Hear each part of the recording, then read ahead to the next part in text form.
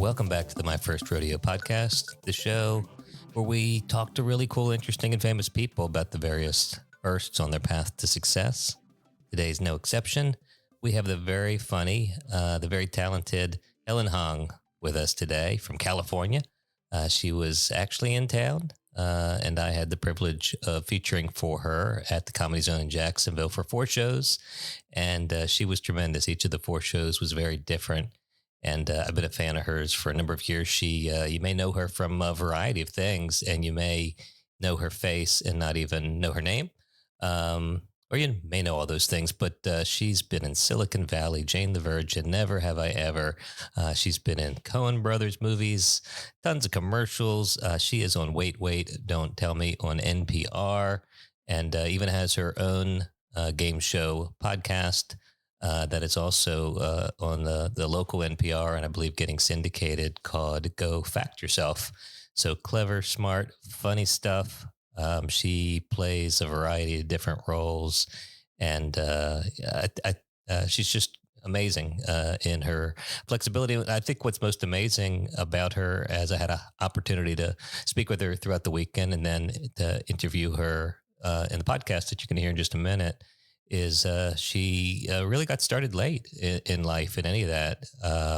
You'll hear about her acting origin story, but without blowing it for you, she didn't do any acting to speak of in high school or junior high school, and very little in elementary school, and got on the other side of the camera through a communications degree, and was working in that space and having some success there as well. And really just didn't see herself continuing to do that.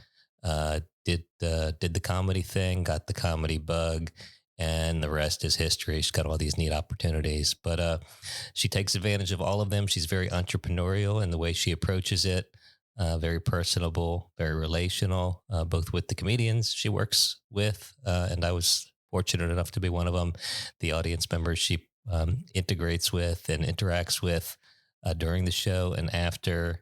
She's just a class act. She's a good person, and she is a very funny, clever person that has just a lot of relatable experiences that brought her to where she is. I think you're gonna love Helen if you don't already. If you love Helen, you're gonna learn some things about her you didn't know. This is me talking to Helen Hong. Well, thanks for making time. I appreciate it. Thanks for having me. So, grew up in New York, right? I did, yeah, in various boroughs of New York. And your parents were obviously Korean immigrants. Korean immigrants, yep, fresh off the boat. So am I, by the way. Okay, so you were born in Korea. I was born in Korea, but I came over when I was 2.5. So no memories. No, not a one. Seoul, or what area of Korea? Yeah, Seoul. Okay. Yeah. I had a chance to go to Seoul before the Olympics, I guess, and maybe they've had 2 now.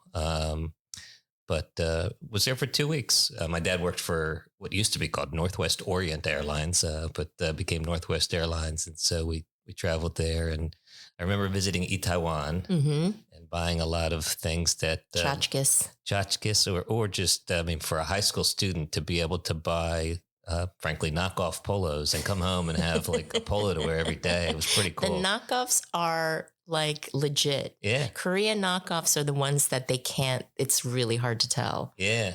I would say this too. And I'm old. This was in the 80s, and they looked really good, but like a wash or 2 and they were not so good anymore. They shrunk a lot. But anyway, it made me feel like I was more successful, or that my dad was more successful. You know what? I think back then, now that you're mentioning it, back then it was a little jankier, and they would have, like, if it was supposed to be Chanel, it would be like Channel. Right. They were actually trying to honor the trademark laws just a little bit.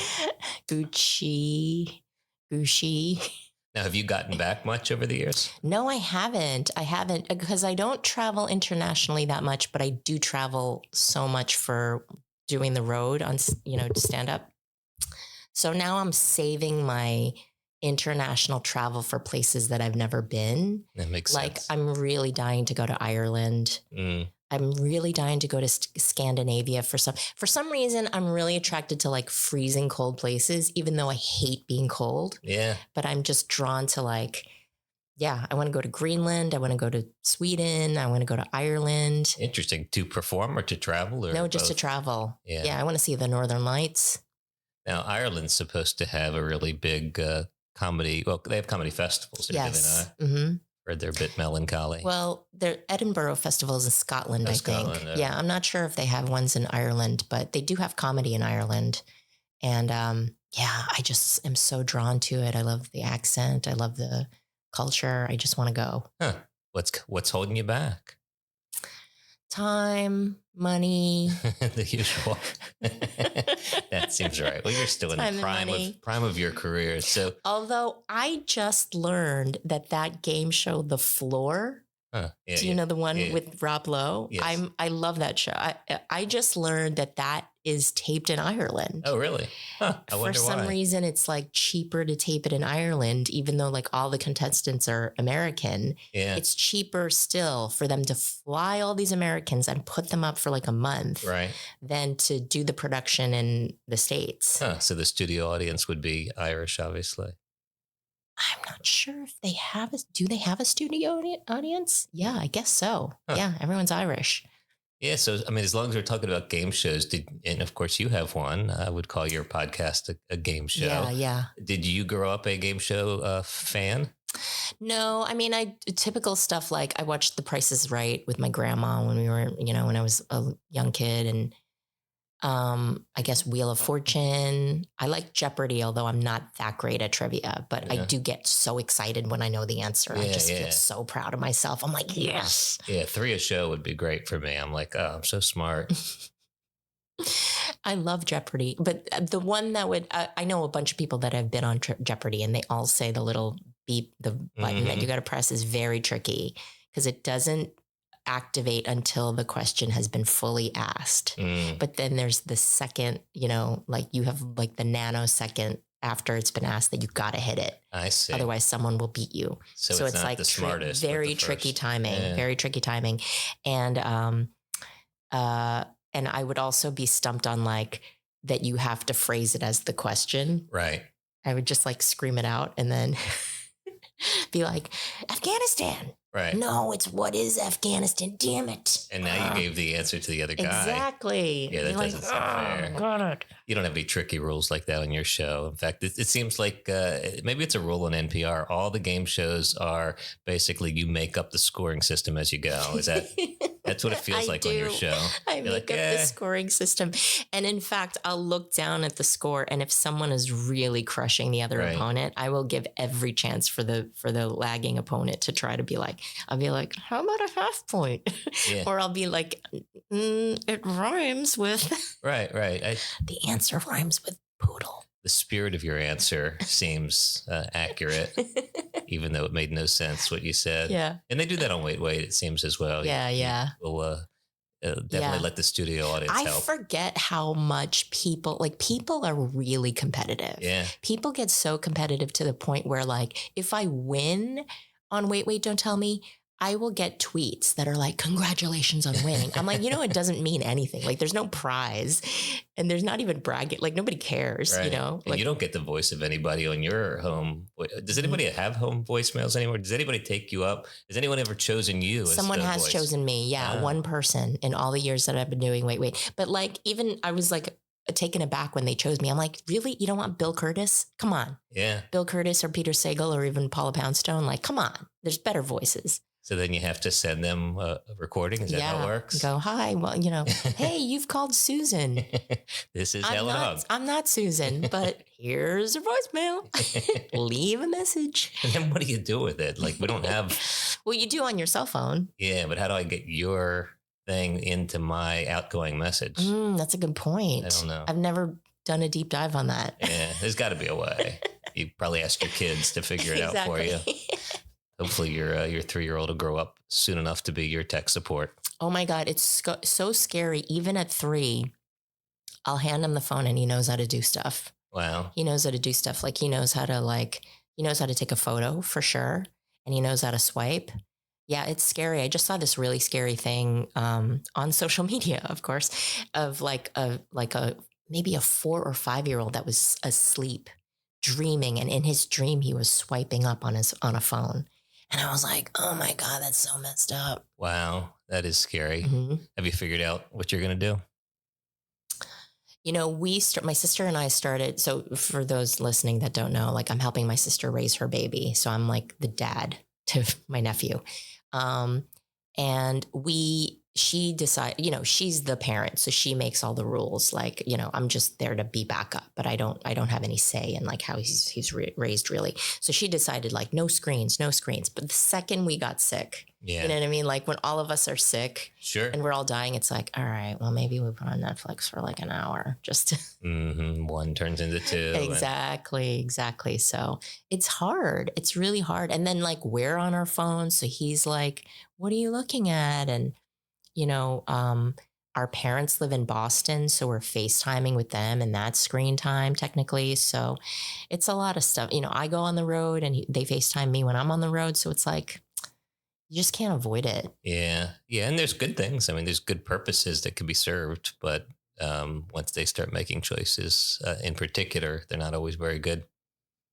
My best friend's kid is 12 and she's just, so she doesn't have a phone yet, but a lot of her friends do. And they do the TikTok dances and she just knows all of them, even though she doesn't have a phone and she doesn't have social media, apparently, as far as we know, like she could technically have it and we wouldn't know, but they know all the TikTok dances so my best friend asked her, like, how do you know all these dances from TikTok if you don't have TikTok? And she's like, oh, they're all on YouTube. And I'm like, your kid's just on YouTube? That's frightening, considering all the stuff that's on YouTube. Right. Yeah, 12 is hard. That's impressive if they're able to accomplish that. Because what I find with my kids is that, especially, the oldest is 30, the youngest is 16. So it's obviously been an evolving process with each.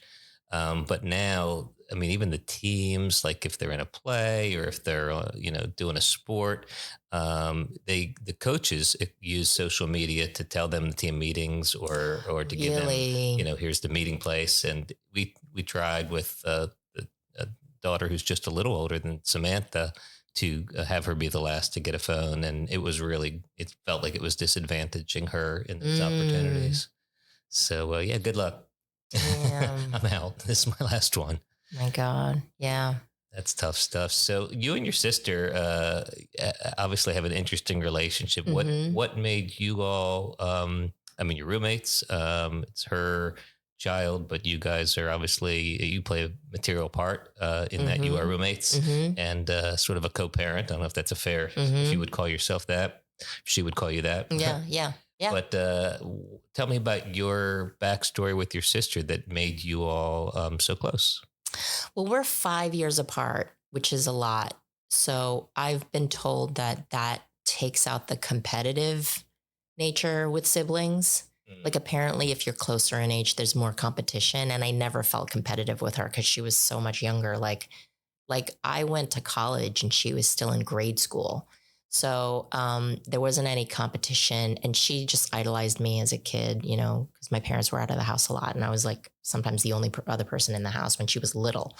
So so there wasn't any competition and just she's so sweet. She's one of the best people I know. And I'm not just saying that because she's my sister. Like she's authentically like I would want to be friends with her even if we weren't related. She's just really thoughtful and super intelligent and just emotionally so advanced, which is I'm like emotionally stunted. So I'm just like, how did you turn out we have the same parents. Like, how did you turn out so well? How did she? What's the difference if you could put your finger on it in your upbringing versus hers?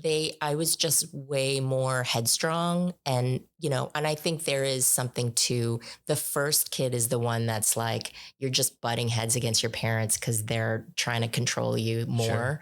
And then, as the kids come, they just grind you down. Like, I'm sure like your youngest is like, you've already been ground down by 4 other kids. So you're like, whatever. Yeah, like you lower your standards. Yeah. Is it just the two of you? Yeah, it's just the two of us. And so we've always been really close.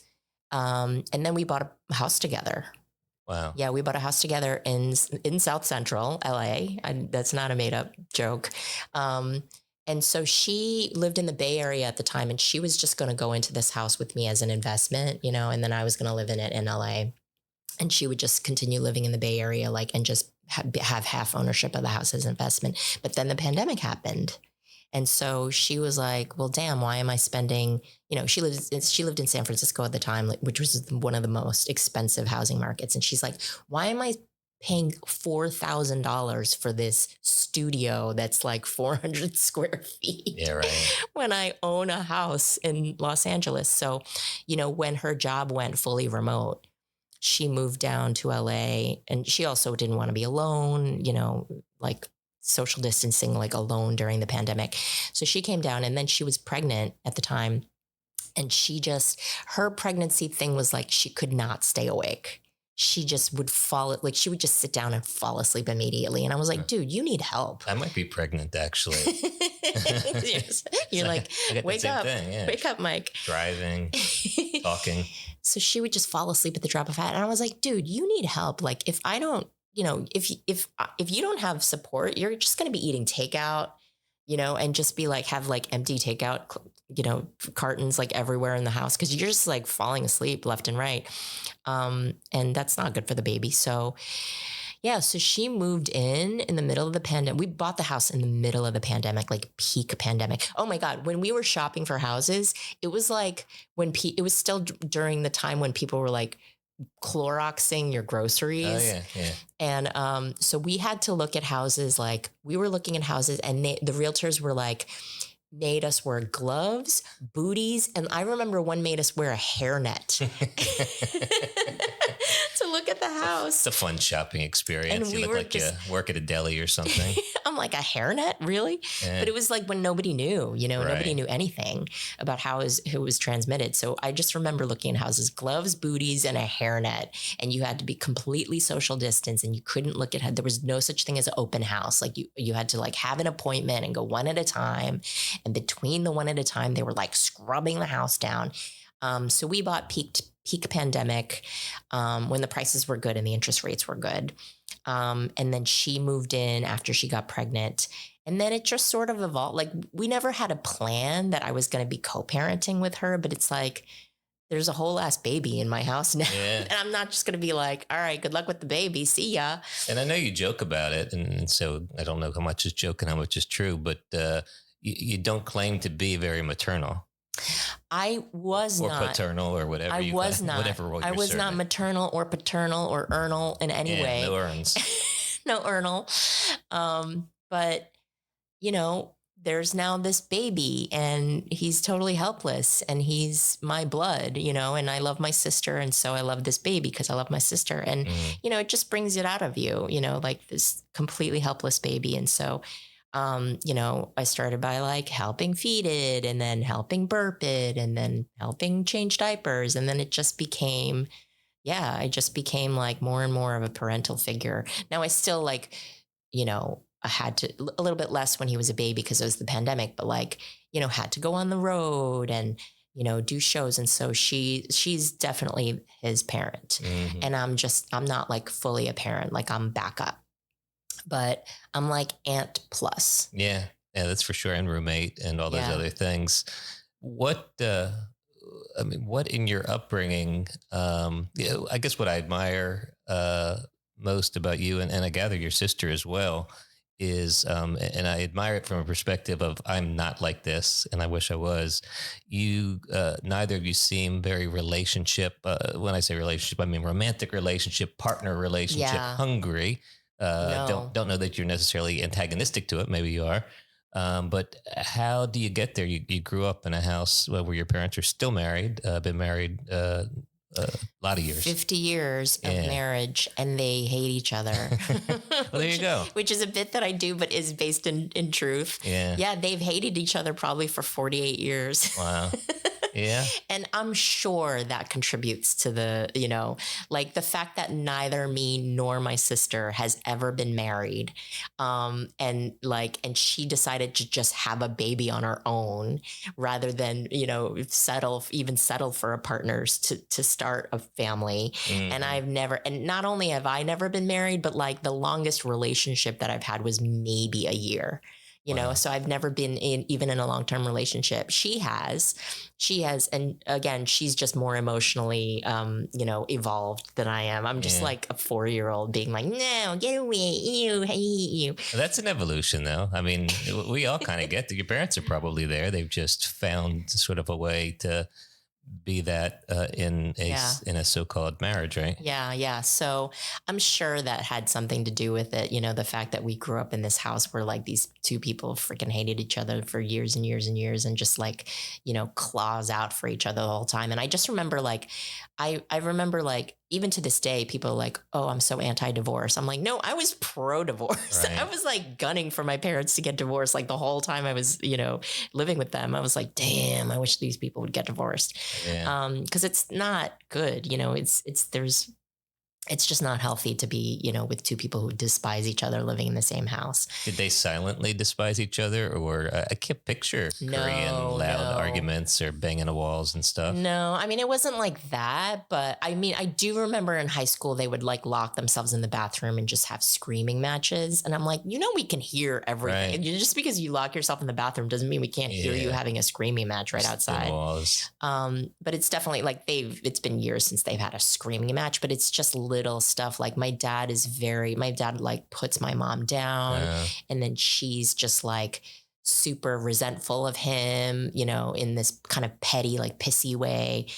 So yeah, it's super toxic. So I'm sure that is, you know, I'm sure that's the reason why neither me nor my sister are like, nah, we're not doing that. It's interesting because I had the similar experience with my parents who were married for 62 years until my dad passed a couple years ago. Used to root for divorce in certain seasons. I sort of became the referee of their fights, which is not a healthy place to be as an 8-year-old, though it certainly probably moved me towards A, being a decent lawyer, and B, being good at crowd work when necessary. But it, in me, for whatever reason, created a desire to be in a relationship because I didn't see them really as being in one. I didn't go the other way.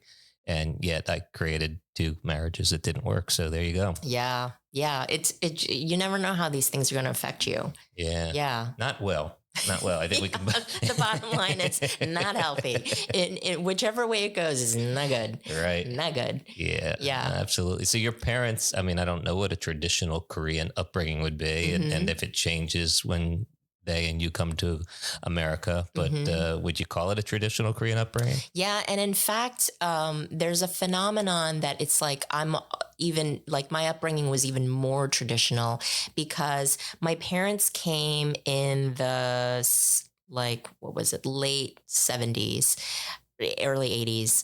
And they and they came to the States and was like, oh my God, the States are crazy. Like, you know, there's gay people that are openly gay. And, you know, the kids here like go on dates when they're 8, you know, in high school, and everything is just like morally corrupt. So we can't be part of American culture. We have to protect our children.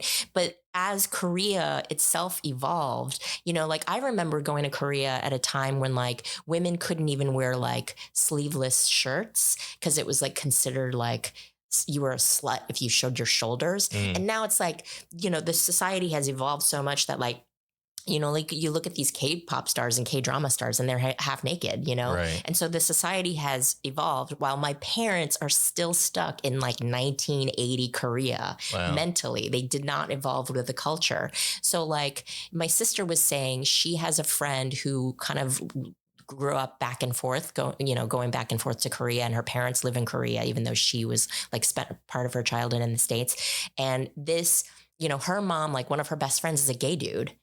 And our parents like would die. Like my, you know, parents don't know a single gay person who's Korean, and they would be aghast at knowing a gay person, you know, being friends with a gay person in Korea. Whereas, you know, this person who's only maybe 10 years younger than them, you know, she's like one of her best. Yeah, my bestie's gay. And so in a sense, I was raised more traditionally than probably people my age in Korea. So Korean, I mean, I grew up around in Maryland. There was a lot more Korean people than there are in Jacksonville.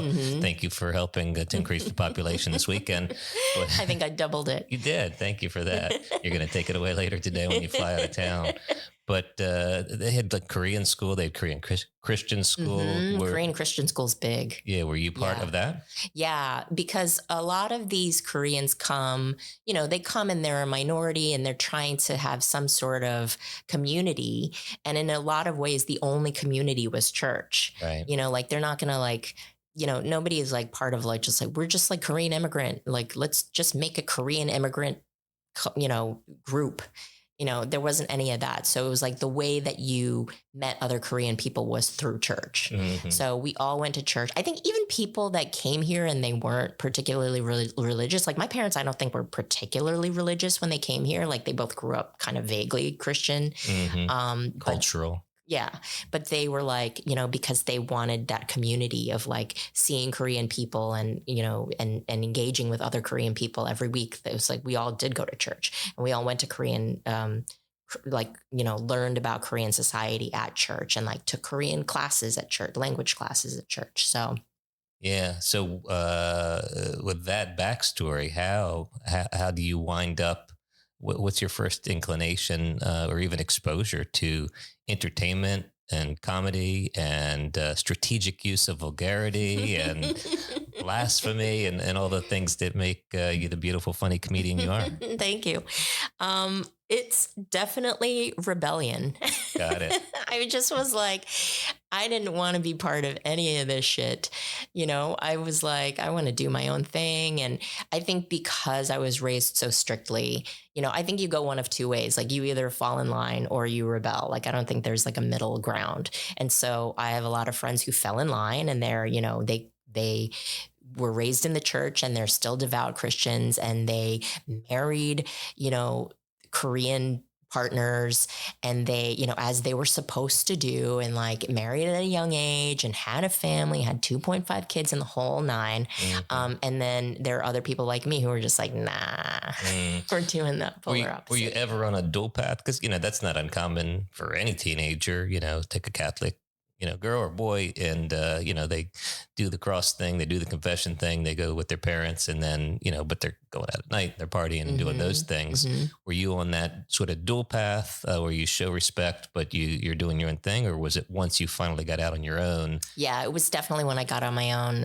because I was just, they were so strict. Like I did have a boyfriend my senior year of high school who was a white kid and they were just aghast. They were just like so hated that, if they ever saw him at the house, they were just like, oh my God, they were rude to him. And, I had a strict curfew, like I couldn't be out late and I couldn't go to parties and things like that. So it was like the second I got away to college, I was like, I just went buck wild. Like I used to have a joke and it's kind of vaguely based in truth that I like lost my virginity within 15 minutes of getting to college.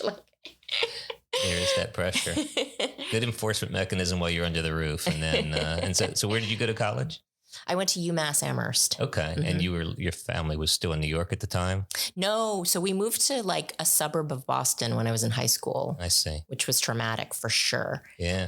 Cause I moved from like, a big city high school in New York with a big, lot of diversity and a big Korean population to like moving to this tiny podunk high school and like in this suburb of Boston.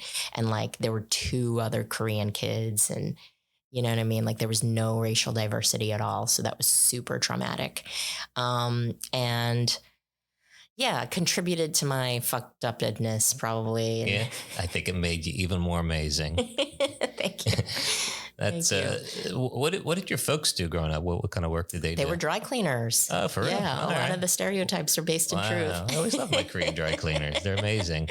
Did you work in I worked in dry cleaner growing up. Yeah, I totally worked at dry cleaners. Yeah, wow. Yeah, we were family business. So I was there like in high school, like doing the sorting and all that stuff. Getting the clothes, taking the cash and doing the clothes and the whole thing. I did that. I worked in Careful Cleaners in Maryland, and it was fun. It was a satellite store, so none of the cleaning and all that stuff wasn't done there. Mm-hmm. But I had the cool conveyor that went around, and I had to put the clothes and put the dirty ones in the bag, and then that was fun stuff.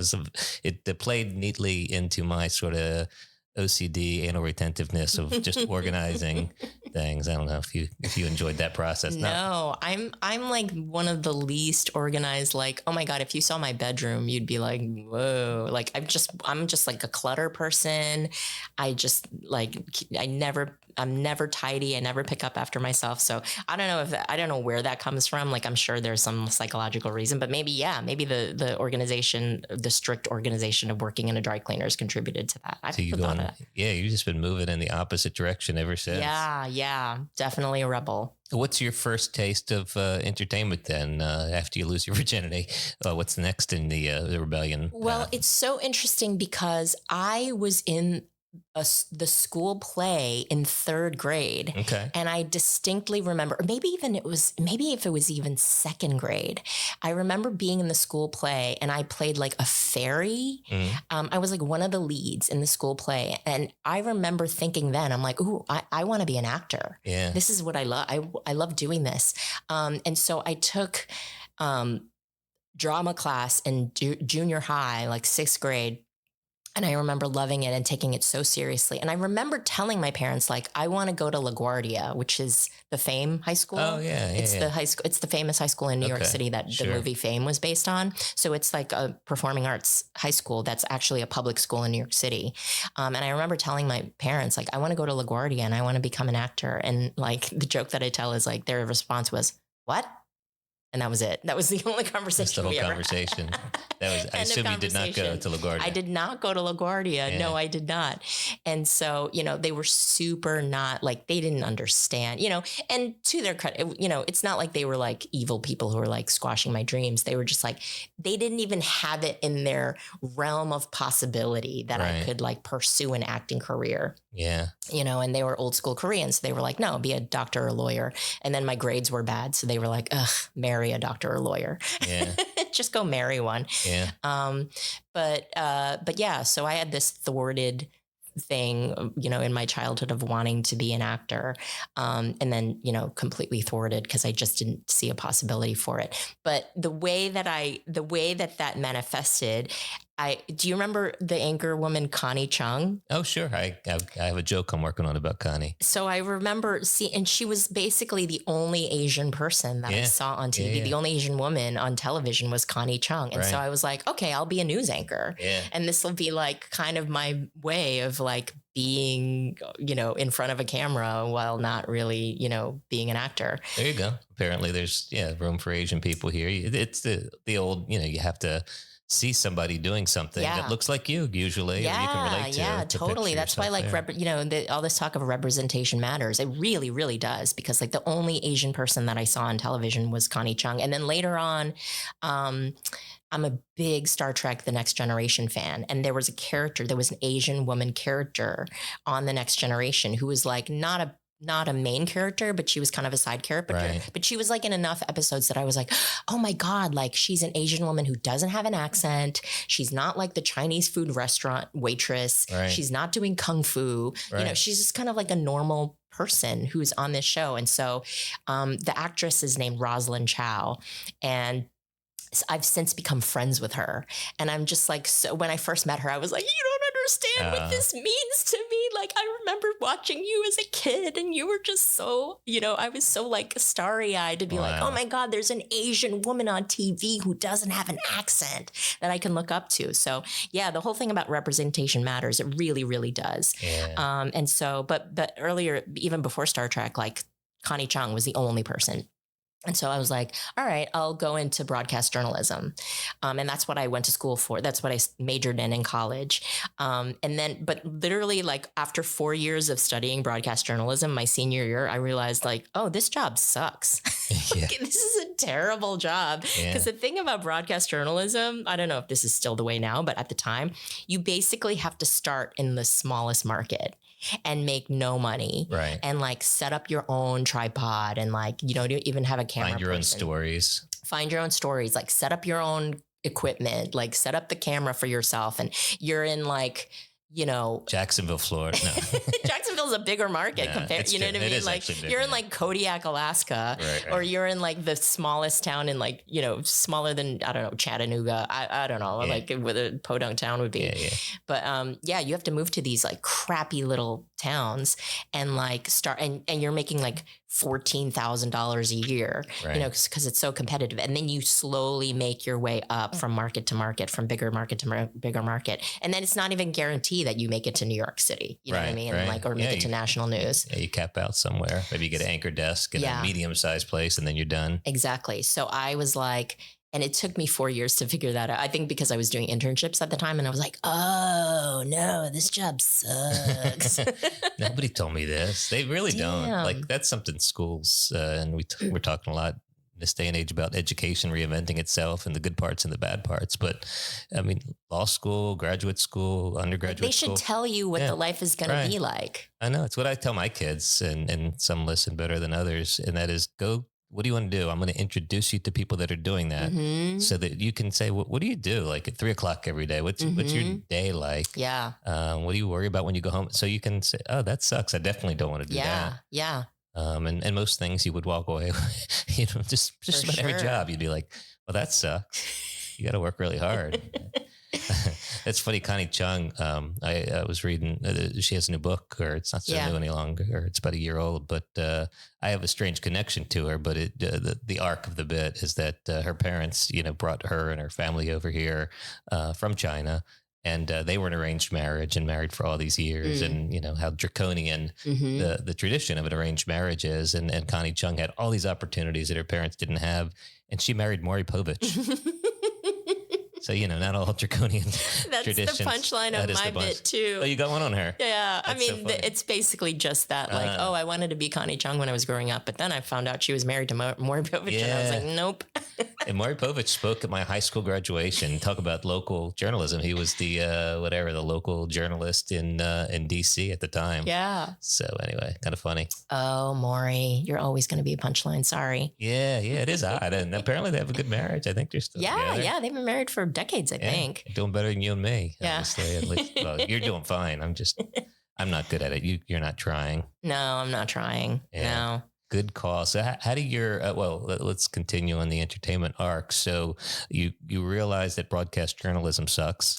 Yeah. But then I had this degree that, like I didn't have any other skills. And so I was kind of working at the radio station, and sort of halfway through getting this broadcast journalism degree, I was like, maybe I can just be a radio DJ because I really like music. I was really into alternative music. We were talking about The Cure earlier, and The Cure is like my favorite band. I was really into alternative music, like in high school. And I was like, yeah, maybe I could just be a radio DJ or something.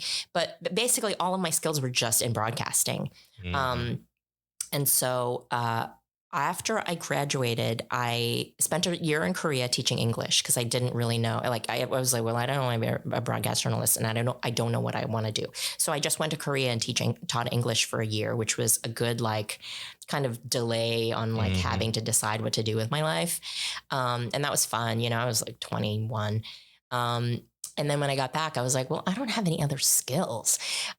So I moved to LA on a whim, because I had grown up on the East Coast my entire life. And I was like, I had never even been to LA. I think I was in LA once when I was 7, and we all went to Disneyland, on a family vacation. But I was like, you know what? I just want to try something completely different. And my best friend at the time lived in LA. So I was like, I'm just going to go. And I just had a suitcase and I went to LA. I didn't have a job. I didn't have a car. I didn't have an apartment. Like I just went on a whim. And, a friend of a friend of a friend was working at the channel E Entertainment at the time as a PA. And she was like, I think I could get you a job as a PA. And I was like, great. So I got a job as a PA at E Entertainment. And that because I did have this broadcasting degree. You made it. I made it. I was working at E. I was making $10 an hour, literally. What year is this?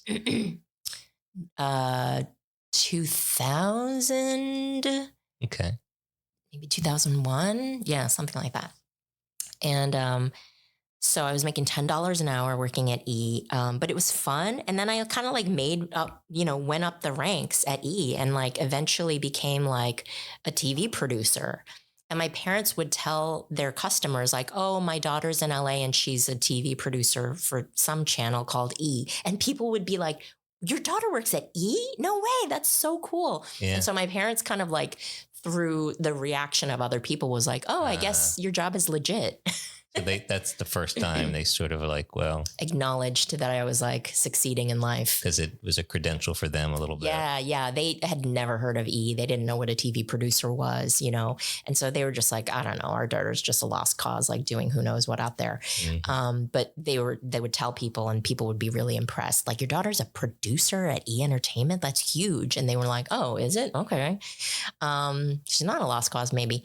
So I think that was the first time my parents were actually proud of me. Wow. Or at least you felt it. or like vaguely pretended to be proud of me. Did they express it at this point? Yeah. So they were the ones that were like, oh, we were telling our customers that you work at E and everyone's like really impressed by you. And I'm like, yeah, you know, it's kind of a big deal. So I was a TV producer for a number of years on various, like, not reality in the sense of like the Real Housewives, but reality in like the sense of like What Not to Wear, you know, TLC. I worked at TLC for a really long time after E. So like shows like What Not to Wear and Say Yes to the Dress and For Weddings and shows like that. I was a producer / director on the earlier, softer reality shows. Yeah. Reality light. Yeah. That's neat. So, but still on the other side of the camera. Exactly. And I did like producing for the cachet of it. Like, people were, you know, and I did work on a talk show at NBC at one point, and I was like, you know, I had an office at 30 Rock and I would wear a suit every day and I was making really good money and I had business cards that said NBC, you know, entertainment on them. And like, people were so impressed by me, but the day to day I was miserable. I was like, this job sucks, you know, like it's long hours and like people, the, you know, executive producers that I'm working for and looking up to, like they all have terrible marriages and their kids hate them and they never see their kids. And you know, they work like 80 hours a week. And like, I don't want to aspire to that. Like, you know, if I keep on this track, I'm going to become one of these executive producers who hate their lives. Right. So basically the only plus side was the cachet of it, you know, and the decent paycheck. So I was like, man, is this all there is to life? And so I was really, really depressed at one point. And a friend of a friend was like, oh, I took a comedy class. I took a stand-up comedy class at this club called Caroline's. And, you know, part of the class is like this graduation show where we invite all of our friends and family, you know, why don't you come? And so I had no background in stand-up comedy. I didn't know what stand-up comedy was. I didn't have like a family, you know, my parents didn't know what the Tonight Show was. I never watched Tonight Show. I didn't know what a comedy album was. I didn't know what a comedy special was. Like, I just had no interaction with stand-up before that. And so I was like, all right, you know, I knew it was a thing that existed, but I didn't know it was a job you could do, or like, I wasn't fans of, you know, I never was a fan of like Richard Pryor or George Carlin or people growing up. Like, I didn't know who these people were. Did people think you were funny? Did your friends think you were funny? Yeah, my friends did think I was funny. I think that was like a defense mechanism about like moving around a lot as a kid, because we did move around a lot. So it was probably a defense mechanism that I had, and people, you know, my friends did think I was funny, but I was like, oh, stand-up comedy? Like, okay, I'll come see your graduation show. And so I go see the graduation show, and the friend of a friend is terrible and everyone else was terrible. But I was like, you know, they had these flyers on all the tables being like, you can also take this, you know, this comedy class. And I was like, you know what? I'm really depressed right now with my job. I'll take a stand-up comedy class just to, you know, to cheer myself up. And so I took the class, and, you know, you can't teach stand-up. It's basically just a workshop, like with, you know, you're with 8 other people and a teacher who's like, yeah, you know, you might want to try this as a punchline, or you might want to reword it like this.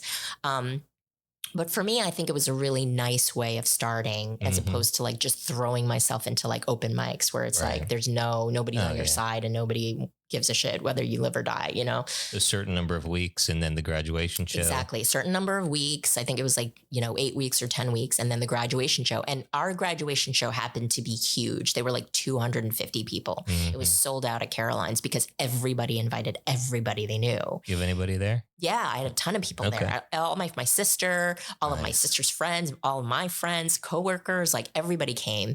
And I was so nervous. Yeah, I just remember I was like in the green room and I was like burning a hole into the carpet in the green room at Caroline's, just pacing back and forth. Had you open mic'd it or no, just the workshop? This was like point? the first and only time I'd ever been on stage. And so I went up and I told my first joke and I got a laugh. And the second I got that first laugh, it was like the heavens opened and it was like I was trying heroin for the first time. Yes. You know, as far as I know what heroin is like, you know, it was like cocaine and heroin and meth all rolled into one. And it was just such a high. I was just like, oh my God. And it was like, literally, it was that one time I was like, this is what I want to do with my life. Yeah. This is it. Wow. I don't want to do anything else. And I just never stopped.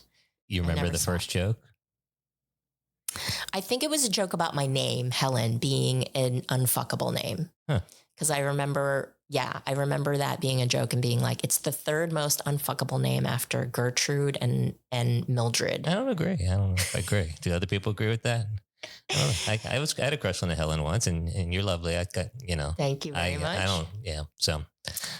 I mean, most people that are like, you know, I will say like, my name is Helen. People go, oh my God, my grandmother's name is Helen. Helen was a hot name in the 40s, I think. Yeah, you're right. And nobody in the 40s met that criteria. That's funny. That's a good start. And I know that feeling. And so from there, and then the only voice you had really developed at that point was whatever you did in college, probably some mock news stuff or whatever. But then you went right to behind the camera. So, I mean, it's amazing for me to see what you've become as both the comedian and an actress and familiar with a lot of your acting credentials and the characters you play and had the privilege of working with you for 4 shows this weekend. And what I love about your persona is that they're very aligned. You know, sometimes you get people that act and then they come in and do comedy and certainly the material is different because you don't control the material when you're acting. But I mean, you've just got such a bright personality and such a voice, and you use edginess and profanity, but I don't know. I love a curse word. I wish I didn't. Yeah. I feel like I use it a little too much, but for some reason and I should have asked you before if I can curse on the show. Oh yeah. Yeah. But for some reason, there's something so satisfying about fuck and shit. And motherfucker you use a lot. Yeah. And just that coming out of my mouth, like there's something so satisfying about it. Yeah. And then I heard like some research study that said people who curse are actually more intelligent than people who don't curse. And I was like, I've just been running with that ever since. I'm just like, I'm smart. That's why I say motherfucker all the time. There's something so deeply satisfying about it. And I think I use it too much, but I don't know. I love it. It works for you. And obviously, I don't know, maybe it's the American perception of you know, whatever, little Asian women. So I'm certainly looking at it through that filter. But if I saw you on the street, I would not walk to the other side of the road. You look like a nice, innocent person, whatever that means nowadays. And then you come out with these, words and there's a cognitive dissonance of it coming out of your face. That's just funny. Yeah, I think that is true. Yeah, I think a motherfucker coming out of this form. Yeah, because I am like 5'1" and you got the big smile. Yeah, petite Asian, like completely harmless looking. Right, some Italian New Yorker, saying it. It's like whatever. It's just like breathing, but for you, it's like, how about that? She's got that. I didn't see that coming. So so you developed that voice. I'm assuming that. If it was your voice, it wasn't a voice you were expressing other than maybe, friendly conversations. And somehow from that workshop, you start, do you start doing comedy right from there? Yeah, I never stopped. I right after that, I was so addicted. Like it really was. That first laugh that I got was really such a pivotal moment for me. Cause I was like, it really was like an epiphany. Yeah. That first laugh, I was like, oh my God, this is what I want to do with my life.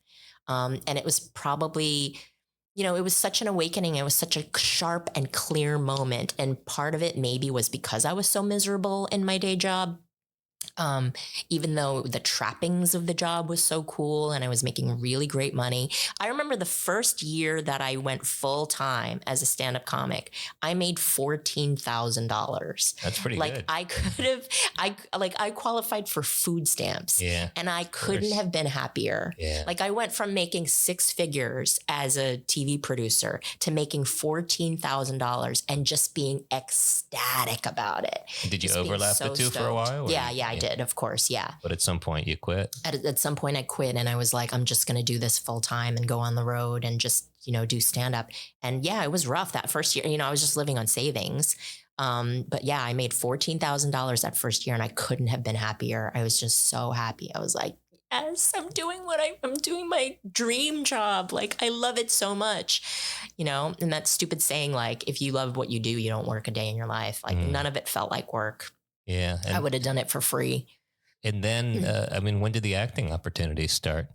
So interestingly, I was living in New York. So I started stand up in New York, and I was living in New York, and a friend of mine's girlfriend came to one of my shows, and she was so nice. She was like, hey, have you ever considered acting? And I was like, no, no, I've just been doing stand up for a few years now, and I've never considered it. Nothing since the fairy role and whatever that was. Yeah. And like my 6th grade play or whatever. That was it. Not a single acting. Yeah. I didn't do acting classes in college. Like I didn't do any of it. I had sort of given up on that dream. And then I was just doing stand up for a couple of years. But this girlfriend of my friend was like, I'm a commercial actress. I audition for commercial acting a lot. Like, do you want me to introduce you to my agent? And I was like, sure. Yeah, that sounds great.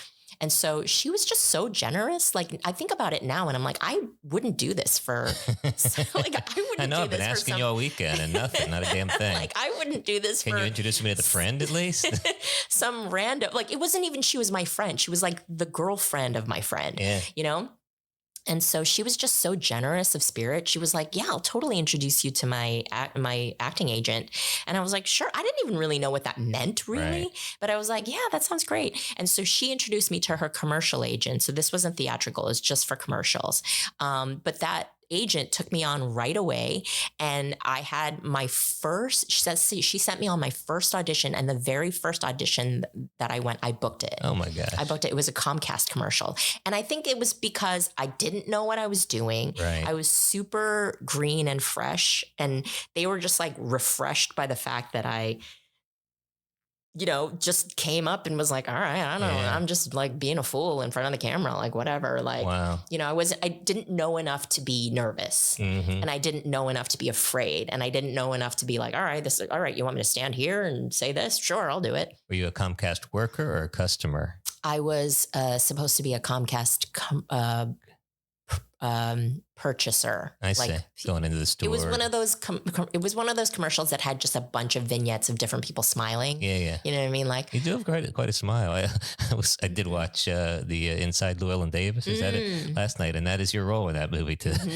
It's such a great scene because you're sitting there at the dinner table while he's pitching a fit. He just keeps. You are a very good smiler. Thank you, and I do have a great smile. Yeah. Yeah. And so I just started doing commercial. Oh, by the way, that first commercial, the Comcast commercial, I got cut from it. Oh, but still paid. Yeah. But didn't get residuals, but got cut. Yeah. Is that how that works? You make the money, you make big money in commercials getting the residuals. Like every time it airs, you get paid. Wow. And you only get paid maybe a few cents, but if it's airing a bunch, like you make quite a bit of money. So obviously you've done a lot of stuff now, and I want to talk about more of it, but do you get some of these checks in the mail for like 23 cents? I do. I've gotten a 1 cent check before. Nice. Yeah. The famous 1 cent check. And do you even take the time to like scan them into your bank? No, the 1 cent check, you frame it and you put it on your wall because it's so ridiculous. John Reep, John Reep, he's a very good comedian, and he also's got some TV credentials, including he's been on a couple of Curb Your Enthusiasms, but he has a podcast, and on his podcast, which I guess must have some radio connection as well, or some sort of live stream, he basically will have a envelope, and he will let somebody have it without even opening it. He's like, and sometimes it's been hundreds of dollars. Usually it's 79 cents or something. So yeah, it's shocking how many like how many checks of the checks that I get are like $5 or less. It's not worth it. It's and they're still checks. They're not direct deposits anymore. It's so great. No, well, I am doing direct deposit. For years I got checks and I was like, yep, 1 cent. I've gotten more than one 1 cent check. That's for pretty sure. cool. And I've gotten one for 73 cents and I've gotten one for 50 cents and I've gotten one for $2.50.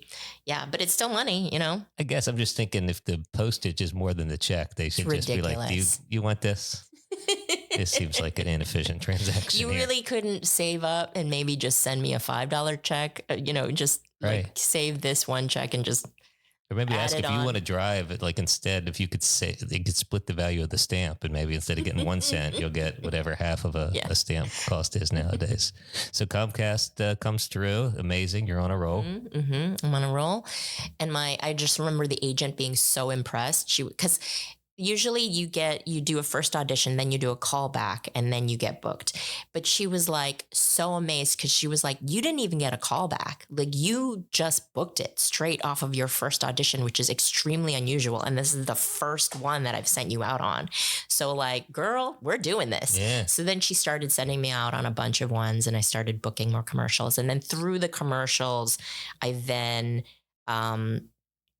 I actually don't remember how I got my first theatrical agent, but somehow it just happened that I got a theatrical agent. And then shortly after that, I booked that Coen Brothers movie. Was one of the first theatrical things that I ever booked. Wow. And again, I think it was just because I was naive. I was just fresh. Yeah. I almost wish that I knew less now. Right. Like I feel like my booking rate was higher then because I just didn't know what I was doing. And I was just like, all right, you want me to stand here? All right, I'll do it. And they were just, it's refreshing when you see someone who's like not jaded, not like perfect and on point. She'll be easy to work with. Yeah, like just something raw, something refreshing about just the rawness of this person. So yeah, the Coen Brothers movie was one of the first things that I ever booked. Wow. And people are like, you were in a Coen Brothers movie? And I'm like, not only that, but I didn't know what the fuck I was doing. That's too funny. How long was that? How long did you film that scene? Was it a day or more? It was a day. Was it? Yeah, it was a day. One day. In New York? Yeah, in New York. Yeah. Looks like a New York apartment. Was it a real New York apartment? It was a real New York apartment. Yeah. Mm-hmm. It wasn't New York City. It was like outside of New York. It might have been the outer boroughs, but yeah, it was a real apartment outside somewhere. Yeah. I mean, that's cool. So do you maintain and what do you do to maintain or try to maintain that freshness so that you can, continue to be employable? I wish I knew. You look fresh. You seem enthusiastic. I wish I knew. I kind of wish that I wish I could go back to that place where I was a little bit more raw because I think now I'm a little too polished and my booking rate definitely has gone down from those days when I was like, if the booking rate, meaning like if I go on 10 auditions, I book 2. Yeah. You know what I mean? Where now I have to go on 20 auditions to book 1. Yeah. It's still nice. I imagine that's a pretty good conversion rate, relatively speaking. So in the weekdays, I know you live in LA, touring, doing comedy on the weekends. And is there a day or days of the week where you're having your auditions? Yeah. Auditioning is usually Monday through Friday, thankfully. Okay. Yeah.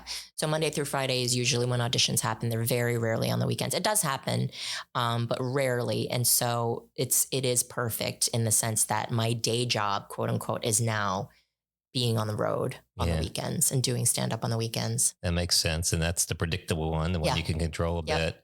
And then when the other things come through, you hope that they don't interfere with your tour schedule. Yeah, exactly. What the heck do your parents think about all this at this point? You mentioned at some point they were able to take some credit or at least get some accolades. I mean, to their credit, they're not dug in as old school Koreans. Like now they are definitely proud of me. And I think just the fact that I've never asked them for money. Yeah, that's impressive, which really should be the goal of parents. I mean, lawyer, doctor, marriage would be great, but it's really just a proxy for we don't want to support you. Exactly. We just don't want to have to subsidize your rent. Yeah. And I've basically never asked them for money, essentially since that first job at E. And they have helped me out. Like they definitely bought my first car for me, Sure. they've co-signed my first few apartments, probably, you know, the leases on my first few apartments. But the fact that I've been consistently able to pay my rent and like I've never asked them for money, they are proud of me, you know, and they've seen me on TV. They've seen me, you know, they have people that are like, we saw you on TV. They're actually the most impressed by Wait, Wait, Don't Tell Me. Yeah. And I used to do this thing, end of year countdown special for CNN. And they were so impressed by that because they don't really watch TV, but they know, you know, they know what CNN is and they know what NPR is. Yeah. And they were just so impressed by that. Like, you're on NPR and you're on CNN. Like, they don't watch Jane the Virgin. They don't, right. You know what I mean? They don't watch Parks and Rec. Like, they have no idea what that means. There's gay people on those shows sometimes. Exactly. That would be a problem. Exactly. You know, they don't watch Never Have I Ever. Like, they don't know any of those things. They're like, they don't even know what it means, but they know what NPR is and they know what CNN is. And they were just so impressed by that. So they are definitely proud of me. They've come around and, you know, I am successful. I'm a successful person in entertainment, and they, you know, and their friends just, you know, their friends are like, we saw your daughter on CNN or we saw your daughter on Netflix. Oh my God, that's so crazy. So that's the best. I'm bragging rights. I'm glad they get that opportunity. Yeah. How do they feel about being the subject of some of your material? Yeah, they don't love that. I do remember there was like a very awkward moment where I was like, oh, Mom, I'm going to be on. It was one of the first things that I ever had stand up on TV. And it was like some obscure cable channel that probably doesn't exist anymore. Like maybe it was Lifetime or maybe it was like, you know, the women's entertainment. It was something like that. Cause I remember the show was like all female comedians. It was the first time I ever got stand up on television. And I was like telling my parents, I was like, oh my God, we got to watch this. Like I'm going to be on TV.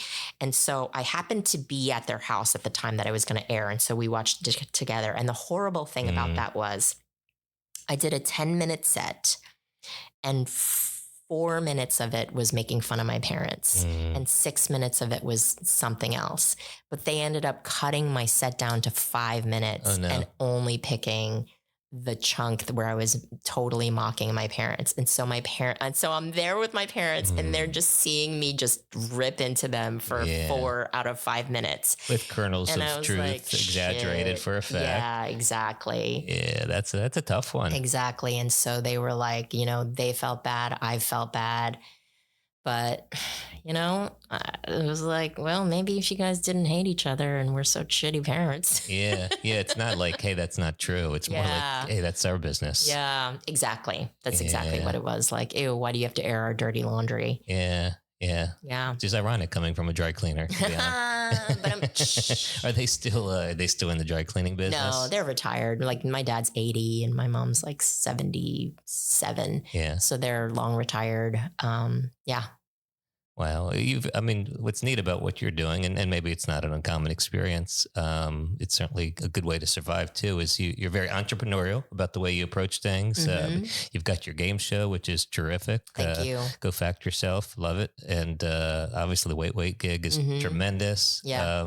You got the comedy you're doing and then, you know, all these other things. And I assume some of them pop and some of them don't. Yeah. I mean, I think part of that is, by necessity, because I have to kind of cobble together a living, you know, by doing all these different things. And I also knew early on that I didn't want to be a road dog. I just didn't, you know, I know comedians that are on the road like 50 weeks a year. Yeah. And that I would hate that. Just living out of hotels, just going, you know, so many flights and just, you don't even know what city you're in at one point, you know. Yeah. You're just telling these tired old jokes over and over and over and over again. And I just would hate that, you know? So my ideal is to do 2 weekends a month, maybe even one, you know, if I got on a TV show, like a regular on a TV show, like 1 weekend a month would be great, would be plenty for me. Or maybe even like, you know, seven road weekends a year, something like that would be ideal. Cause then I'm still doing it. My foot isn't still in the door. I still have the chops of doing it, but I'm not leaning on it as part of my income. That would be ideal for me. Cause the road's hard, you know, and the older I get, the harder it gets, you know, like taking all the flights and booking yourself in like random hotels. And then sometimes you got to take a flight and drive, you know, so now you got to deal with a rental car and, You never know like what the club's going to be like. You never know what the manager of the club's going to be like. There are people that are, owners of comedy clubs who are crazy, Right.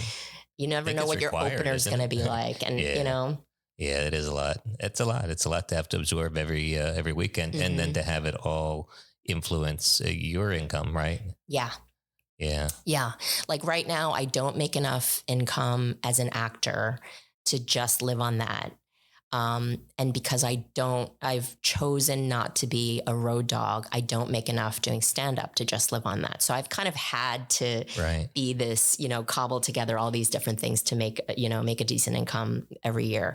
And I've been really lucky. Like I make, just enough doing acting and just enough doing stand up and just enough doing Wait, and just enough of my podcast, to sort of do, to make a decent living every year and to pay my mortgage. And that's something, I mean, that each of them is positive, is success all by itself. Yeah. Thank you. And then obviously, ultimately or eventually or occasionally one big thing hits and you get some residuals and then that helps. Exactly. Yeah. You do some creative projects, which I know you're creating as well and directing or at least interested in that side of the business as well.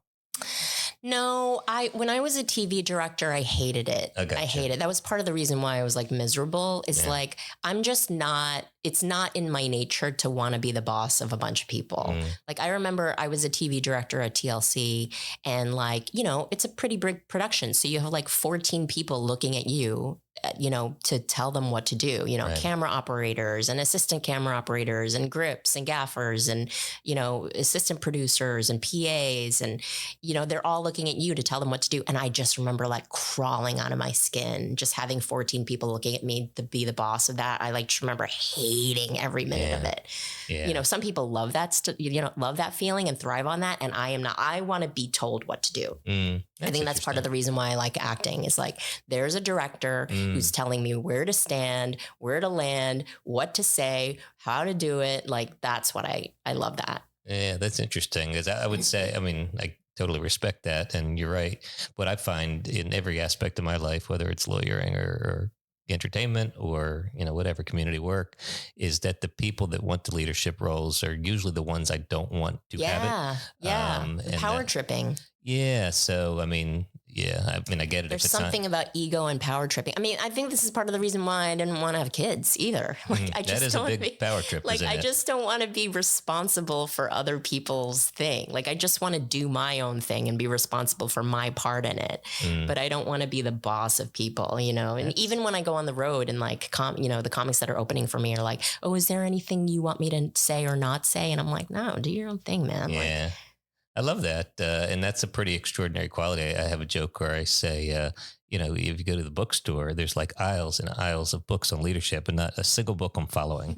So maybe you, Helen Hung, should be writing that book on following. Like be a good follower. Everybody's leading. Who's following? All these people buying these books. Fall into line. It's true. People just want, and I've just never been an ego tripper like that. And I just remember being in that role and hating it. Yeah. Hating it. But I would hate to be a director. But I think we all are raised, or at least I was raised in every aspect of my life that, you got to keep climbing. The military is that way. You always want to take the next promotion and that it's settling or something bad if you don't do that. So I think that was going back to my point of like being, when I was a TV producer director, looking up to these executive producers being like, oh, I would hate that job. Like you're responsible for an entire department of people.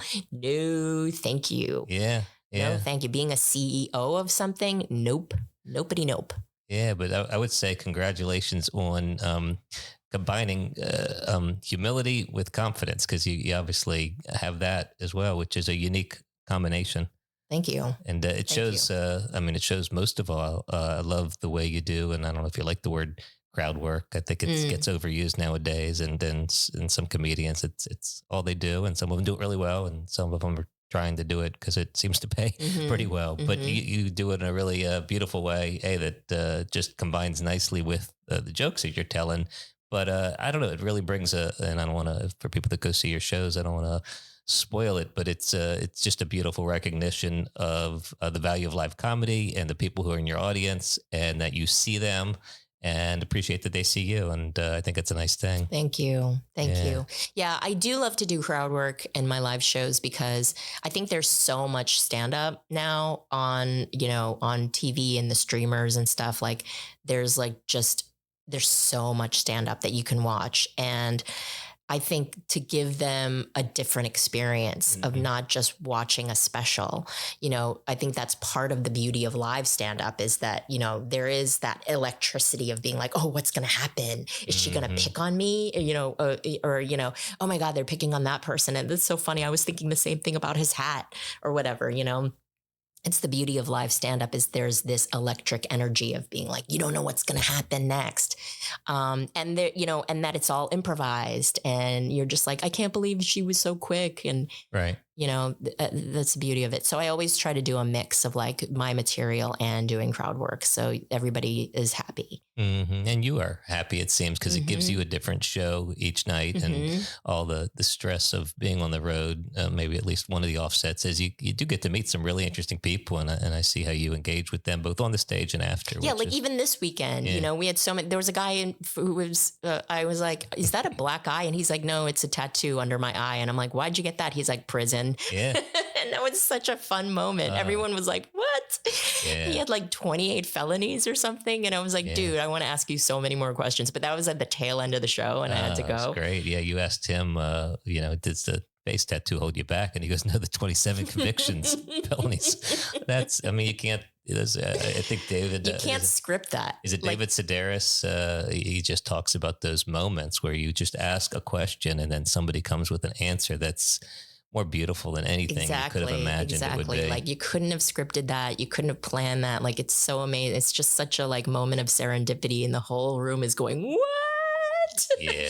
Tell me more. That's insane. Yeah. So that was a really fun one. And also last night, the couple that had met on Craigslist. Yeah. And I was like, what? You met on Craigslist? And they're like, it's been 8 years. Right. And I'm like, wow, like that's so, yeah. So I just love, I find that people once you start talking to people in the audience, like people have such interesting lives. Yeah. Yeah.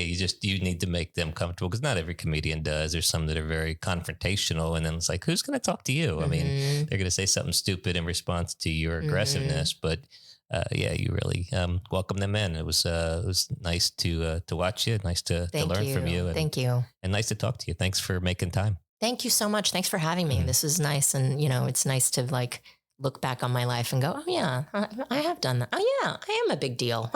You are indeed. And can't wait to continue to follow your career. Thank you. Thanks, Mike. Well, there you have it. That was Helen Hong. That was her, the woman you've seen in that part of that show, or the voice that you heard on that show, or heard telling that joke, or maybe the person you've been a fan of for a long time and you didn't have a chance to get to know more about her. I know I fall into all those categories to some degree, and I adored the time I got to spend with her here and throughout the weekend. I sure do hope to work with her again, and hope that you enjoyed getting to know her better. I hope you'll share this episode with other people. I hope you'll subscribe, and I hope you'll come back and join us next time on My First Rodeo podcast.